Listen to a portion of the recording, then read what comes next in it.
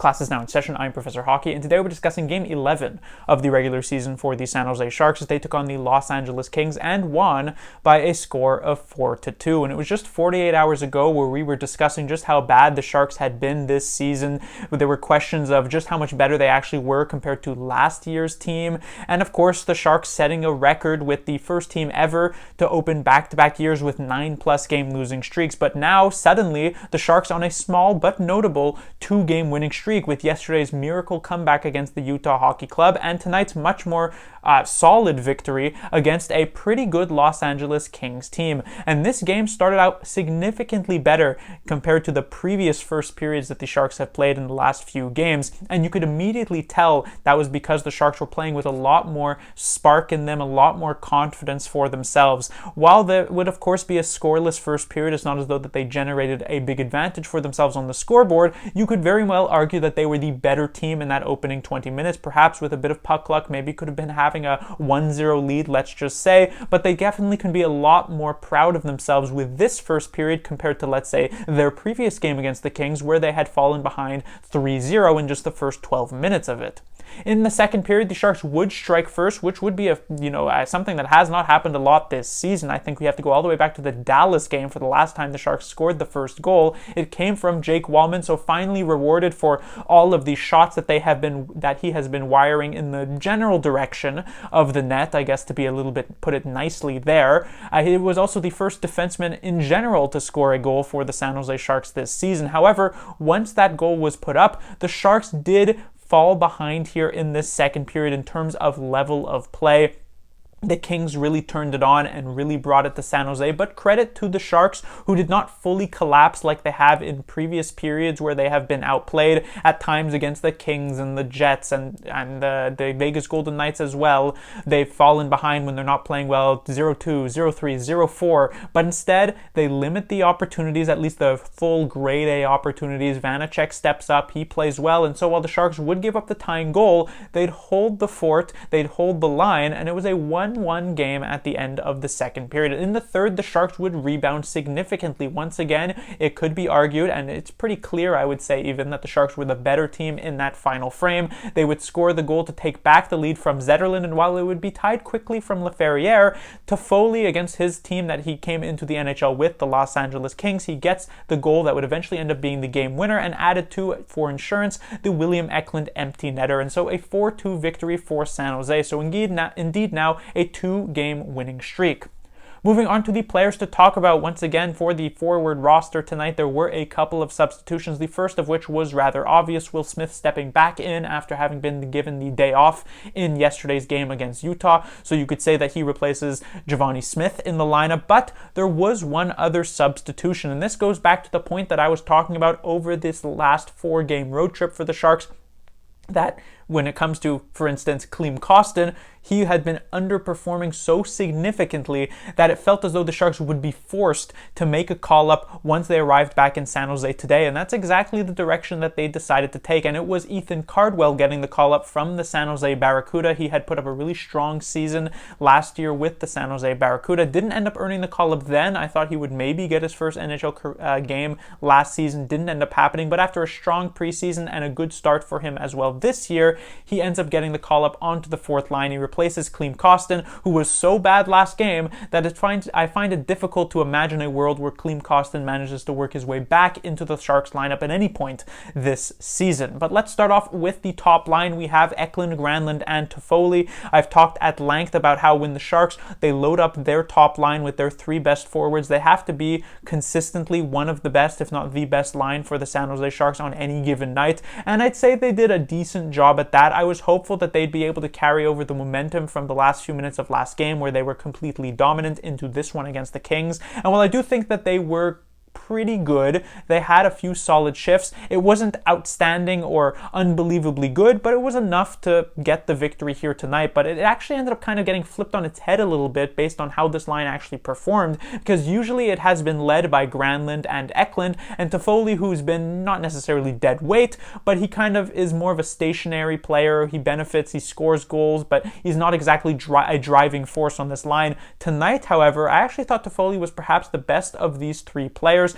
He seemed to have a lot more jump in his game. Perhaps that's due to the fact that the Sharks did earn their first win yesterday, so he has a little bit more hope in his game. I guess definitely that spark was definitely to be found.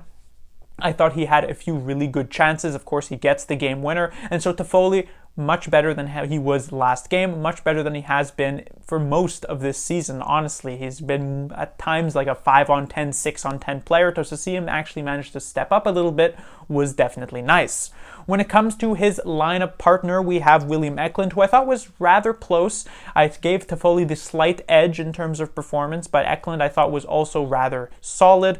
He's been making just some really smart plays. Eklund is a very unique player in terms of when it comes to his skating ability. It's not remotely difficult to actually be able to pick off Eklund on the ice, to spot him on the ice, even if you weren't able to see his number, because of just the unique way he actually skates and plays the game. His edge work as well, especially behind the net, is very, very impressive. His ability to spin off defenders and create some open ice for himself in that area is very much appreciated. And while it didn't actually directly lead to goals in this game, as the Sharks do improve as a team, not only this season, but going into the future, a year, 2 years, 3 years from now, that's going to be something that serves him very, very well. So it's nice to see Eklund be able to have that tool in his repertoire. And so I thought, generally, really solid game for Eklund. And then when it comes to Mikael Granlund, you could argue here tonight that Mikael Granlund was perhaps the weak link of this top line, and that's not to say that he didn't play well. I thought he was rather solid still,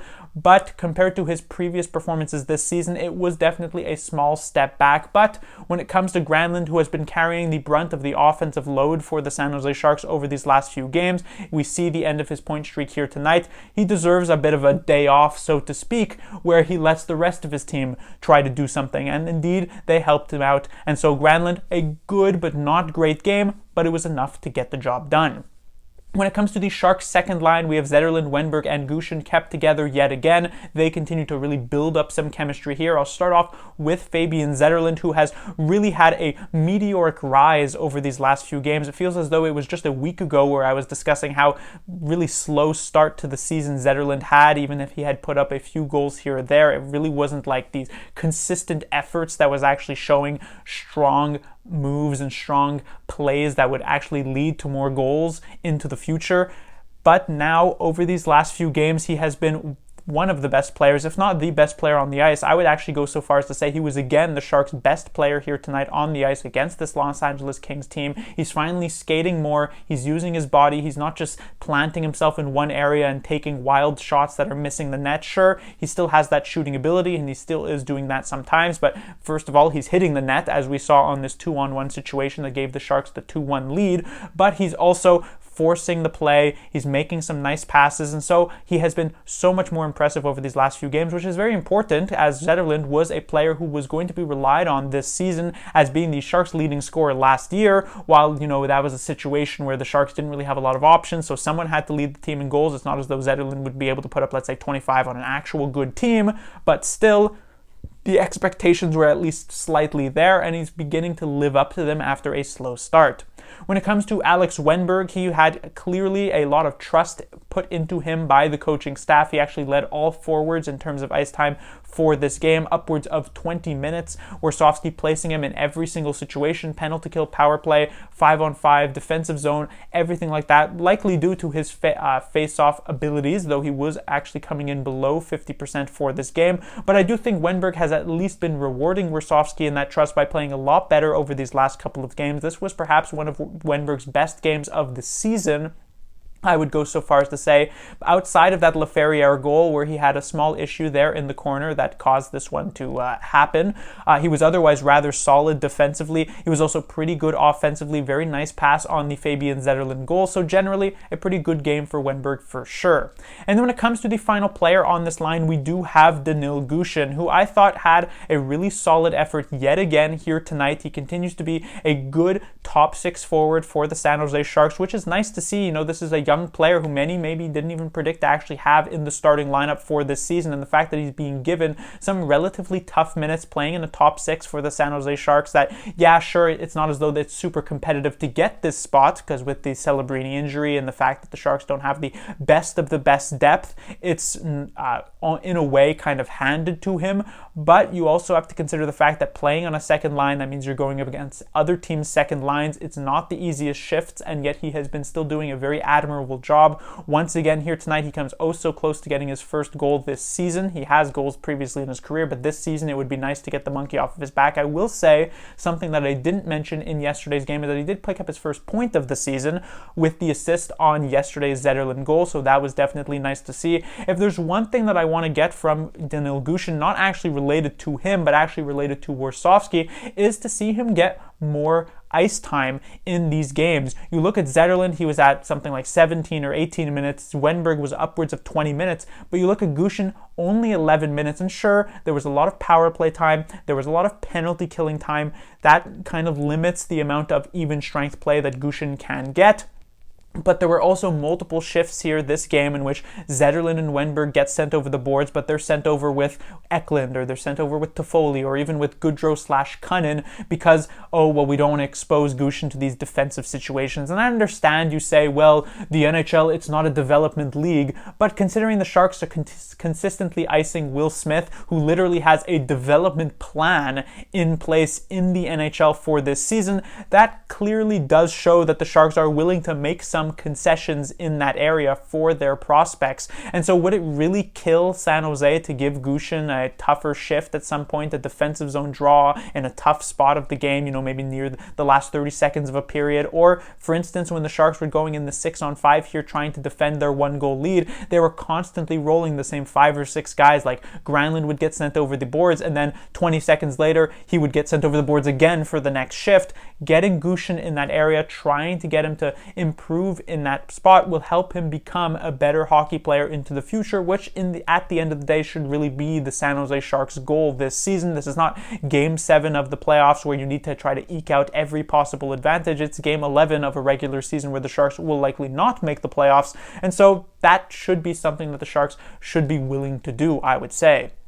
When it comes to their third line, we had Smith once again reunited with Goodrow and Cunnin, and I already can hear the Sharks fans' collective groans with the fact that Smith continues to be placed with these two players that really you could only say have hands of stone, and indeed that was the case here tonight. Neither Goodrow nor Cunnin seemingly could connect even a simple pass, but the thing about that situation is it'd be one thing if Will Smith had been performing so well and he was so far and away better than Goodrow and Cunnin, but for whatever reason those two could not finish on the golden opportunities that Smith was serving up to them time and time again. But that's really not the case here. Sure, Smith can occasionally come up with a really nice pass. For instance, in the second period, he had a great one right up the middle to Jack Thompson that led to one of the only good chances that the Sharks actually generated in the entire second period. But besides that, it was a very muted, very low impact game yet again from Will Smith, and it didn't feel so much as though he was held back by his two line mates, more so that he was just kind of held back by his own inability currently to play at the NHL speed. So yeah, would he be able to maybe show a little bit of a better performance if he was playing with some better players?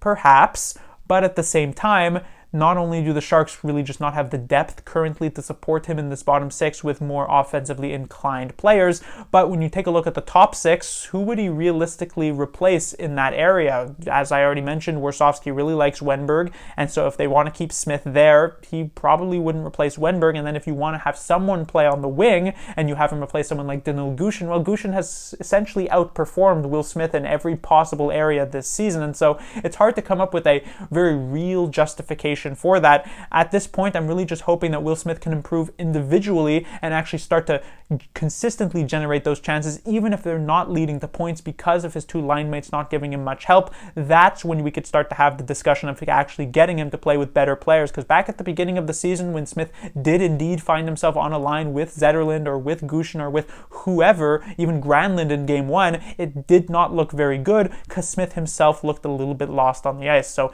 it is about making those smaller improvements first before we start to look for the bigger improvements. As I mentioned earlier on, when it comes to Goodrow and Cunnin, they really didn't generate much offensively. This was honestly the least effective line by a significant margin here tonight. They really didn't do anything.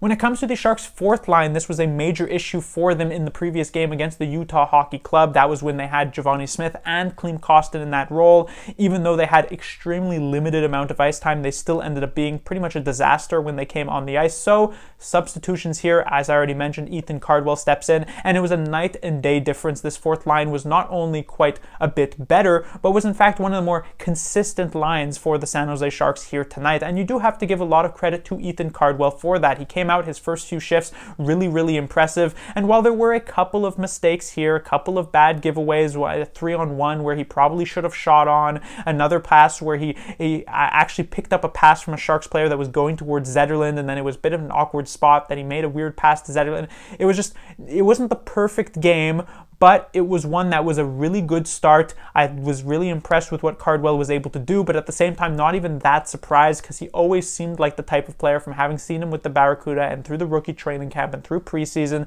you were able to tell that he had the tools to find success in the NHL. So it didn't really catch me that much by surprise that he has already immediately asserted himself as a pretty effective fourth liner for San Jose, as long as he can iron out a couple of the kinks here. And considering Ty Dellandrea was placed on the injured reserve today, which means he is going to be missing at least the next couple of games, Cardwell will be given a chance, hopefully, as long as there's no weird substitutions of getting Kostin or Giovanni Smith back into the lineup. That we would have to fire Warsofsky into the sun if he did that.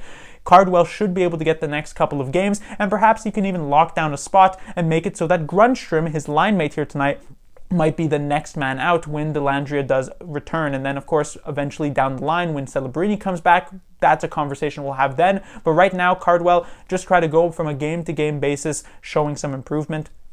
When it comes to his line mates, as I said, Grundstrom I actually thought had a pretty decent game. I thought both Grundstrom and Sturm were relatively solid. I think really benefiting from the presence and the energy that Cardwell was able to bring to this lineup. And so, like I said, a pretty consistent line for San Jose. When it comes to the defensive side of things, we have Jake Wallman, who had an incredibly up and down game, got into the offense pretty significantly for the Sharks in this one, putting up multiple points. 3, I believe, here tonight. Scored that goal, of course, which is still the only defenseman goal of the entire year for San Jose.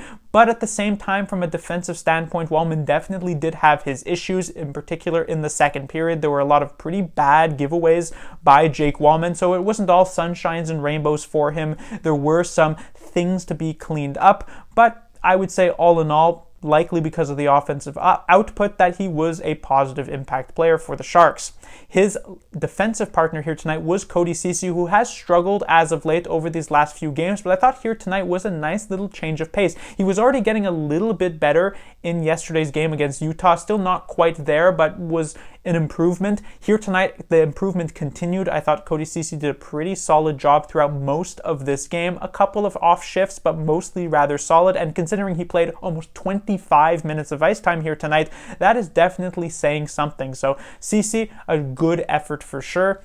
Then we get to the Sharks' the second defensive pairing. This is where I'm going to tie into one other substitution that the Sharks did here tonight, which was to have Jack Thompson back into the lineup. But you might think, well, did he replace Matt Benning? No. Did he replace Jan Rutta, who was probably the likely culprit to step out? Also no. Instead, he actually replaced Henry Thrun. And you might be wondering, isn't Thrun a left-handed defenseman? And you would indeed be correct about that, as the Sharks decide to run 4 right-handed defensemen and 2 left-handed defensemen. They have Thompson playing on his offside. All of this to simply keep Jan Rutta, who has been incredibly underwhelming this season, still in the lineup. Now, when it comes to this second defensive pairing of Ferraro and Rutta, I will say, in both the first and third period, when the Sharks as a whole were looking quite good, this defensive pairing was definitely not as exposed. I actually thought they worked okay in the offensive zone as well, which was a nice little improvement. But the problem came from the second period, when the Sharks forwards slowed down a little bit and the Kings started to push. This second pairing kind of just snapped like a twig and could not handle the pressure against them. They missed the coverage on this Kings goal in the second period. There were multiple other blown coverages as well in that middle frame. And so it was not pretty when the goings got tough. These two players definitely fell off. And so you can't really rely on them all that significantly. Sure, you could point out, well, look at that big block shot by Mario Ferraro that led to the empty net goal. Sure, they can step into these lanes and block these shots, but it is not a recipe for success when you're giving up so many shots against when you're on the ice. So again, it was positive in the first period and in the third period, but when the going got tough, and it's going to get tough many times this season for the Sharks, as we've already seen in the past and are expecting into the future, this second pairing cannot seem to handle it. When it comes to the third pairing, we had Thompson and Thrun. Thompson, I thought, also a pretty up and down game. He has made some really nice reads in the neutral and even in the offensive zone. He's able to step up at the correct moment, use his stick to break up plays before they even manage to happen. The real issues when it comes to Thompson is usually the defense in front of his own net. He has some issues with being able to clear the front, with being able to tie up sticks in that area, which is always quite dangerous, as of course, if a puck makes it into that area, it's not all that difficult to be able to tap one home if your stick is available. So Thompson needs to show improvement in that area, but of course, it was still a tough game, having to play on his offside, and while I do think his defensive partner Matt Benning certainly wasn't bad, it was again a very quiet game from Benning where there wasn't really a ton to point out as super noticeable. And then you also have to consider the fact that Benning ends up getting very low ice time. So does Thompson, but Benning was an even bit lower at just under 12 minutes, which is, I don't know if he got injured or something, but clearly the Sharks don't have a ton of trust in Matt Benning as a player. When it comes going into next game, it'll be interesting to see where the Sharks go with this defensive roster. I don't think they want to leave Henry Thrun out of the lineup for a long time. Even with this victory, it feels as though he'd probably step back in. I do wonder if that will actually come over Thompson, or if they'll actually decide to kick Benning out and have Thompson and Thrun reunited, or perhaps one day, crossing my fingers, they'll have one of Thrun or Thompson play on the second pairing and finally separate Ferraro and Ruda. And then finally, we have the Sharks goaltender Vitek Vanacek, who had a much better game here tonight than in his previous one against Vegas. He was very bad, and one of the major reasons for why the Sharks actually ended up losing that game. Here tonight, though, significantly better, actually gets his first win with the San Jose Sharks this season, made a few key saves, didn't really have much of a chance on either of these two Kings goals, and so a nice outing for him. But that will do it for this review. The Sharks will be back in action on Thursday, a Halloween night matchup against the Chicago Blackhawks, a team that they have already played this season, and in their first matchup against Chicago, they honestly didn't really look all that great against a team that they should have a chance against. But now that they're on this 2-game winning streak, there's a lot more momentum behind them. Perhaps they'll be able to take it to Chicago and get their third win in a row. Class dismissed.